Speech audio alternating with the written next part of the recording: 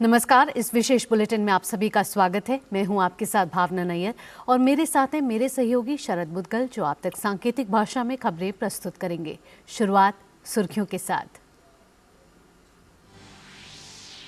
लोकसभा में ध्वनि मत के साथ पास हुआ वित्त विधेयक। वित्त राज्य मंत्री पंकज चौधरी के जवाब के बाद अंतरिम बजट को दी गई स्वीकृति। तो वहीं राज्यसभा में अंतरिम बजट पर आज भी जारी रहेगी चर्चा। आध्यात्मिक गुरु श्रील प्रभुपाद की 150वीं जयंती के अवसर पर प्रधानमंत्री मोदी आज कार्यक्रम को संबोधित करेंगे। स्मारक डाक टिकट और सिक्का भी जारी करेंगे।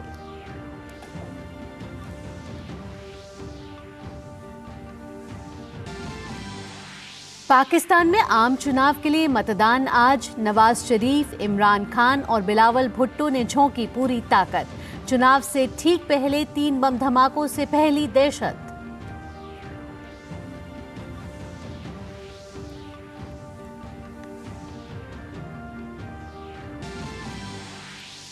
इजराइल के प्रधानमंत्री बेंयामिन नेतन्याहू ने हमास के संघर्ष विराम प्रस्ताव को किया खारिज। कहा, गजा पर पूरी जीत के अलावा कोई समाधान नहीं।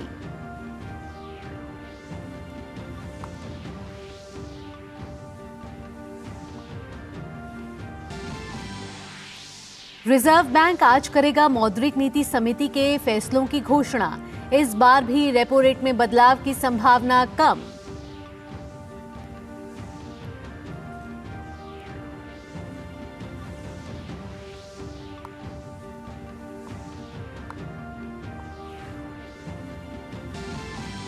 और देश भर के किसानों की बात सुनने के लिए बीजेपी शुरू करेगी ग्राम परिक्रमा यात्रा।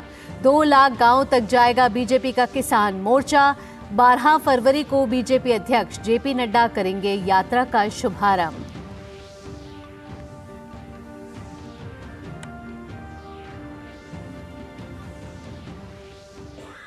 अब खबरें विस्तार से। लोकसभा ने वित्त विधेयक 2024 को मंजूरी दे दी है। सदन ने चर्चा और वित्त राज्य मंत्री पंकज चौधरी के जवाब के बाद इस बिल को ध्वनि मत से स्वीकृति दी।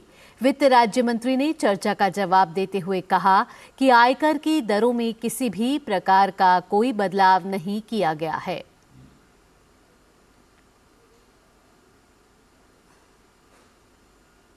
वहीं आज की कार्यवाही की बात करें तो लोकसभा में आज संविधान अनुसूचित जनजाति आदेश संशोधन विधेयक 2024 पेश किया जाएगा। इसके जरिए आंध्र प्रदेश में अनुसूचित जनजाति सूची में संशोधन किया जाना है।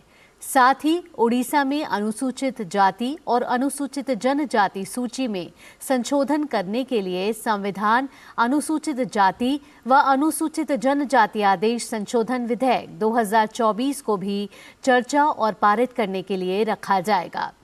इसके अलावा पर्यावरण, वन एवं जलवायु परिवर्तन मंत्री भूपेंद्र यादव जल प्रदूषण निवारण तथा नियंत्रण संशोधन विधेयक 2024 प्रस्तुत करेंगे। इन तीनों विधेयकों को राज्यसभा पहले ही पारित कर चुकी है। उधर राज्यसभा में अंतरिम बजट पर चल रही चर्चा आज भी जारी रहेगी।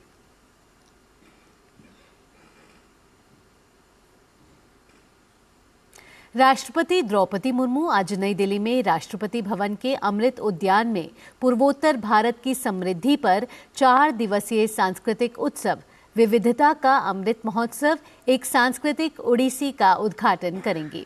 इस अवसर पर केंद्रीय पूर्वोत्तर क्षेत्र विकास, संस्कृति और पर्यटन मंत्री जी किशन रेड्डी भी उपस्थित रहेंगे।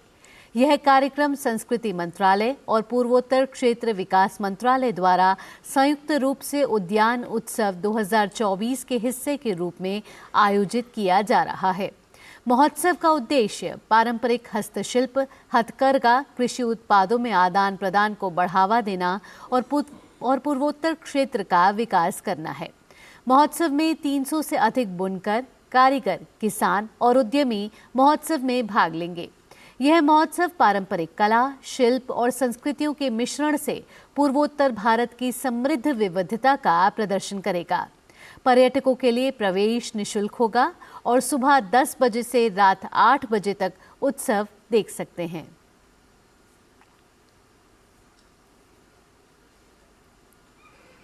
प्रधानमंत्री नरेंद्र मोदी आज दोपहर में भारत मंडपम में श्रील प्रभुपाद की 150वीं जयंती के उपलक्ष्य में कार्यक्रम को संबोधित करेंगे। पीएम मोदी आध्यात्मिक गुरु श्रील प्रभुपाद के सम्मान में एक स्मारक टिकट पास भी करेंगे और साथ ही सिक्का जारी करेंगे। आचार्य श्रील प्रभुपाद ने गौड़ीय मिशन की स्थापना की थी। इसका उद्देश्य वैष्णव दर्शन का प्रचार प्रसार करना है। गौड़ीय मिशन श्री चैतन्य महाप्रभु के शिक्षाओं के प्रसार में महत्वपूर्ण भूमिका निभा रहा है। दुनिया भर में वैष्णव संप्रदाय की आध्यात्मिक विरासत की संरक्षण और प्रसार के लिए हरे कृष्णा अभियान चलाया जा रहा है।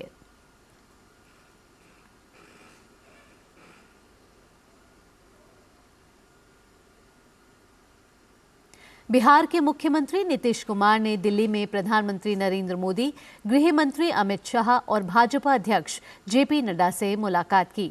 एनडीए में वापसी और फिर से मुख्यमंत्री पद की शपथ लेने के बाद नीतीश और प्रधानमंत्री मोदी की ये पहली मुलाकात है।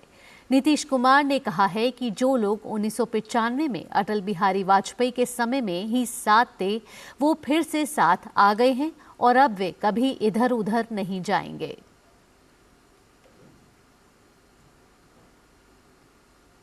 और अब कारोबार जगत से जुड़ी खबर। भारतीय रिजर्व बैंक आज मौद्रिक नीति समिति के फैसलों की घोषणा करेगा।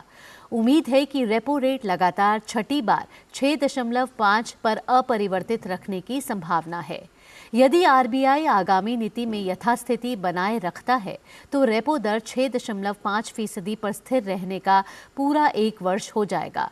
केंद्रीय बैंक ने आखिरी बार 8 फरवरी 2023 को रेपो दर को 25 आधार अंक बढ़ाकर 6.5% कर दिया था।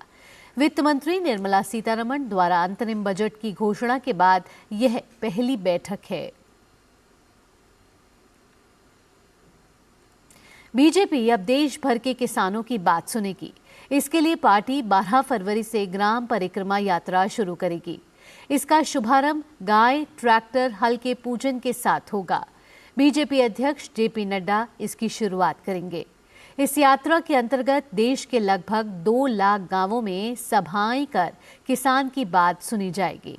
उनसे उनकी परेशानियां और आकांक्षाओं के विषय में पूछा जाएगा। किसानों से मिली सारी जानकारी भाजपा के संकल्प पत्र में सम्मिलित की जाएगी। भाजपा का दावा है कि इससे किसानों की बातों को संकल्प पत्र का हिस्सा बनाने में मदद मिलेगी। इसका उद्देश्य किसानों की आर्थिक क्षमता बढ़ाना और क्षेत्रवार किसानों के लिए नीतियां बनाना है। और अब अंतर्राष्ट्रीय जगत से जुड़ी खबर। पाकिस्तान में आज आम चुनाव होने हैं। इन चुनावों के जरिए पाकिस्तान की जनता आगामी 5 सालों के लिए अपने भविष्य को तय करेगी। देश में चुनाव तब हो रहे हैं जब लोग आसमान छूती महंगाई से जूझ रहे हैं। इसके साथ ही यहाँ के लोग कई आर्थिक और राजनीतिक संकटों के साथ आतंकी हमलों के बीच अपनी जिंदगी जीने को मजबूर हैं। इस चुनाव में 5,121 उम्मीदवार अपनी किस्मत आजमा रहे हैं। इनमें से 4,806 पुरुष, 300 महिलाएं और 2 ट्रांसजेंडर उम्मीदवार हैं। वहीं चुनाव लड़ने वाली प्रमुख पार्टियां देखें तो पूर्व प्रधानमंत्री नवाज शरीफ की पाकिस्तान मुस्लिम लीग नवाज, तो दूसरी बिलावल भुट्टो और आसिफ अली जरदारी के नेतृत्व वाली पाकिस्तान पीपल्स पार्टी है। जबकि इमरान खान की पाकिस्तान तहरीक-ए-इंसाफ के चुनाव चिन्ह को चुनाव आयोग ने फ्रीज कर दिया है। इस वजह से पीटीआई के उम्मीदवार बतौर निर्दलीय चुनाव लड़ेंगे। आम चुनावों के लिए कुल 90,582 मतदान केंद्र बनाए गए हैं। इन मतदान केंद्रों में अत्यधिक संवेदनशील मतदान केंद्र लगभग 17,500, संवेदनशील मतदान केंद्र 32,508 और सामान्य मतदान केंद्र लगभग 42,500 हैं। खास बात यह है कि पाकिस्तान में बैलेट पेपर के जरिए मतदान किया जाता है। जानकारी के मुताबिक 8 फरवरी को होने वाले चुनाव के लिए 26 करोड़ बैलेट पेपर छापे गए हैं। वहीं पाकिस्तान में हुए 3 भीषण बम धमाकों में कम से कम 28 लोगों की मौत हो गई है। इन धमाकों में 40 से अधिक लोग घायल भी हुए हैं। यह धमाका पाकिस्तान में गुरुवार को होने जा रहे आम चुनाव से ठीक पहले हुए हैं। पाकिस्तान में आम चुनाव के बीच हिंसा की घटनाएं लगातार देखी जा रही हैं। इजरायल के प्रधानमंत्री बेंयामिन नेतन्याहू ने हमास के युद्ध विराम शर्तों को नकार दिया है। उन्होंने कहा है कि गजा में कुछ महीनों में ही इजरायल की पूरी तरह जीत हो जाएगी। इजरायल के साथ युद्ध विराम प्रस्ताव पर हमास द्वारा कई मांगे रखे जाने पर नेतन्याहू ने कहा कि हमास के साथ बातचीत किसी नतीजे पर नहीं पहुंच रही है और अब वह अजीब शर्तें लाद रहा है। नेतन्याहू ने एक प्रेस कॉन्फ्रेंस में कहा कि अंतिम तौर पे इस युद्ध को पूरी तरह जीतने के अलावा कोई अन्य समाधान नहीं बचा है। उन्होंने कहा कि अगर हमास गजा में बचा रह गया तो वह कुछ समय बाद अगला नरसंहार करेगा। उधर हमास के एक बड़े पदाधिकारी ने कहा है कि युद्ध विराम प्रस्ताव पर नेतन्याहू के बयान से पता चलता है कि वो क्षेत्र में संघर्ष आगे बढ़ाना चाहते हैं, लेकिन हमास सभी स्थितियों से निपटने के लिए तैयार है। इसी के साथ इस विशेष बुलेटिन में इतना ही। मुझे और मेरे सहयोगी शरद मुदगल के साथ हमारी पूरी टीम को दीजिए इजाजत। नमस्कार।